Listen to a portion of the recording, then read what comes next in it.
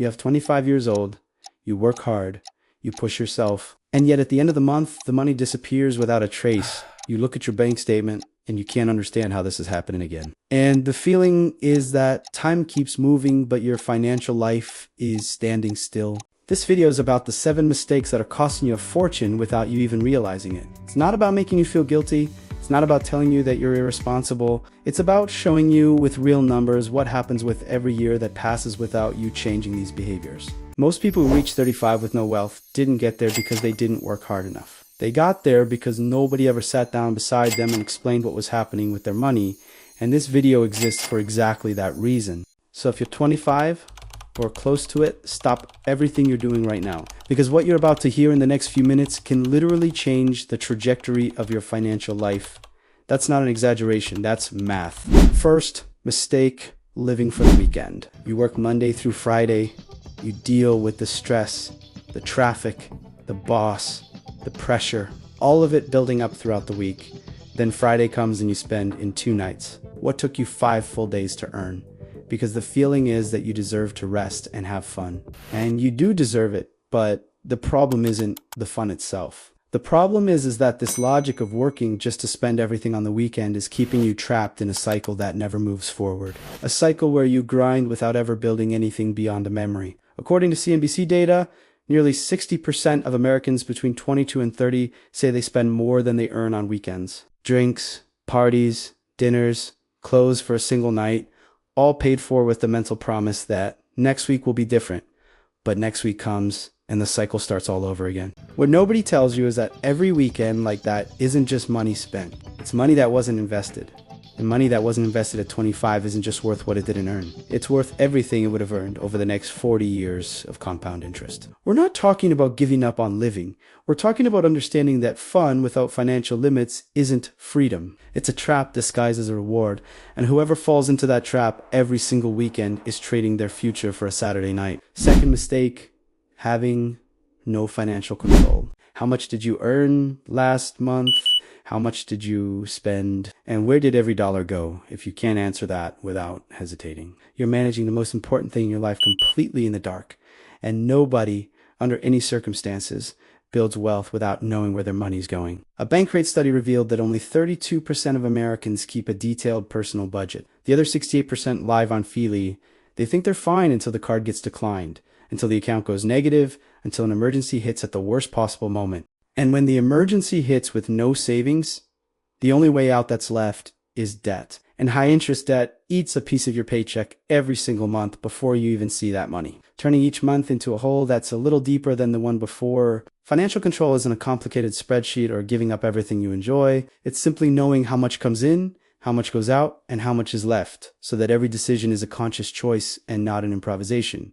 Because improvising with money has a cost that shows up sooner or later. The lack of financial control is the most silent mistake on this list because it amplifies every single other one. When you don't know where the money's going, you can't invest, can't save, can't plan anything, and you spend your life permanently putting out fires instead of building something. Third mistake, not investing early. Here's the number that's going to change the way you see time. If you invest $300 a month starting at 25 with the historical average return of the American market, which is approximately 10% per year, by age 65 you will have accumulated over $900,000. If you wait until 35 to start with the same monthly amount and the same rate of return, that number drops to less than $400,000, a difference of more than $500,000 caused by just 10 years of delay, not by lack of effort, but by lack of a start. This happens because of compound interest, which is the mechanism where the money you invested starts generating returns. And those returns also start generating returns,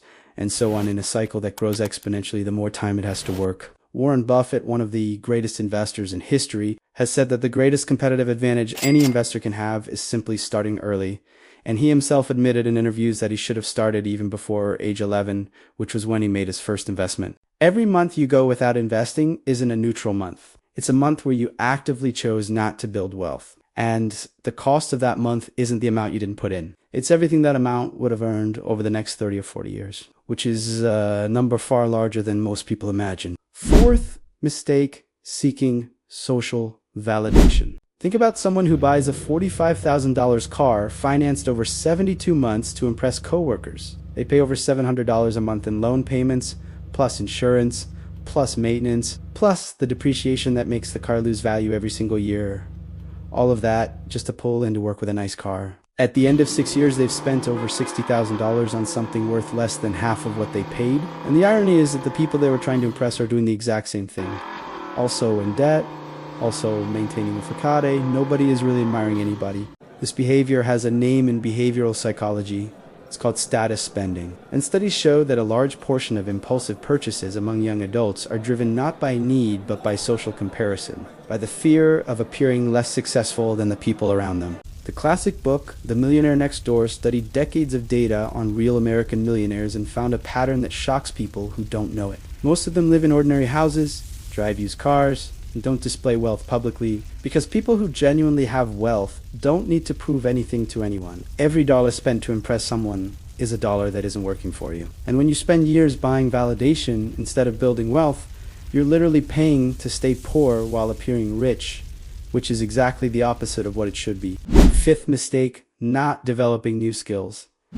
The World Economic Forum estimates that over 85 million jobs will be replaced by automation by 2030. And at the same time, 97 million new roles will emerge for those who have the right skills to fill them. The question isn't whether the market is going to change, because it's already changing right now. At 25, you still have more than enough time to develop a second professional skill completely from scratch. Whether it's coding, data analysis, strategic communication, a second language, sales, or leadership skills, every new competency you acquire is a lever that multiplies your value in the market. The problem is that most 25-year-olds are waiting for their current job to last forever, waiting for the company to invest in them, waiting for the right moment to study something new, without realizing that this waiting is exactly what leaves them vulnerable when the market shifts. A new skill doesn't have to be a life revolution. It can be a 3-month online course.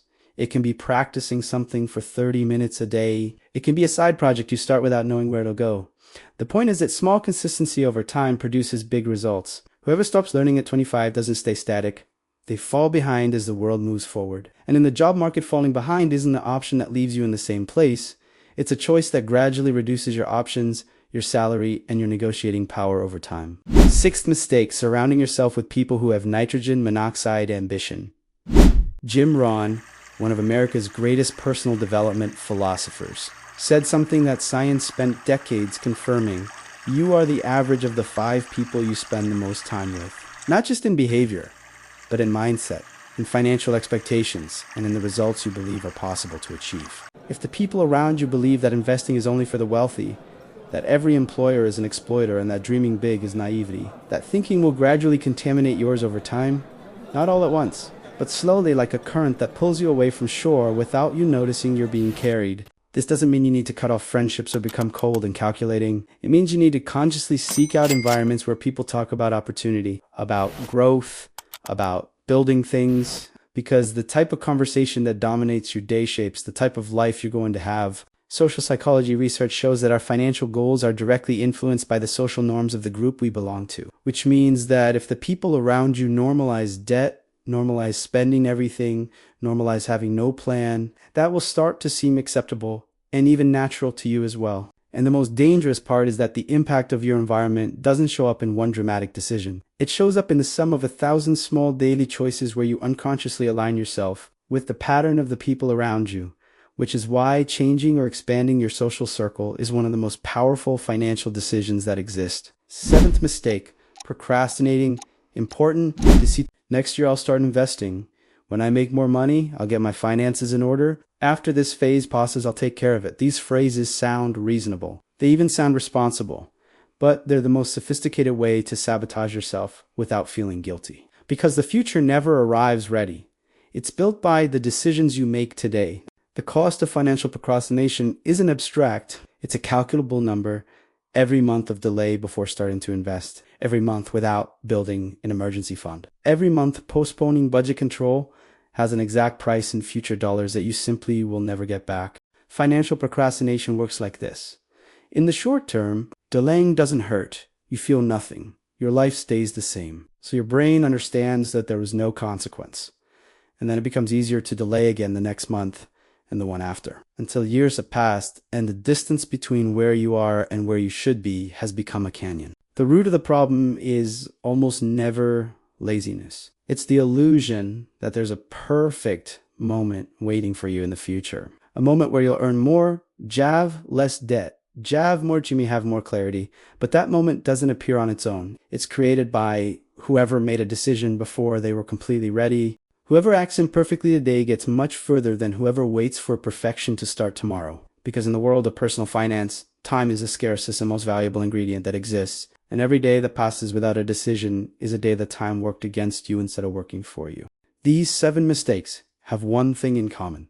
None of them feel serious on the day they happen. You don't feel the next morning the cost of not having invested, of having spent too much, of having postponed yet another month. The damage is silent and only shows up when too much time has already passed to be easily reversed. But the opposite path works the same way. Every right decision you make today also compounds, also builds, also grows while you sleep. And the difference between who prospers and who stagnates at 35 is simply who understood this earlier and had the courage to act before they were ready. Subscribe to the channel because every week there's new content about finances, mindset, and real wealth building. And leave a like because that simple gesture carries this content to more 25-year-olds who need to hear this right now.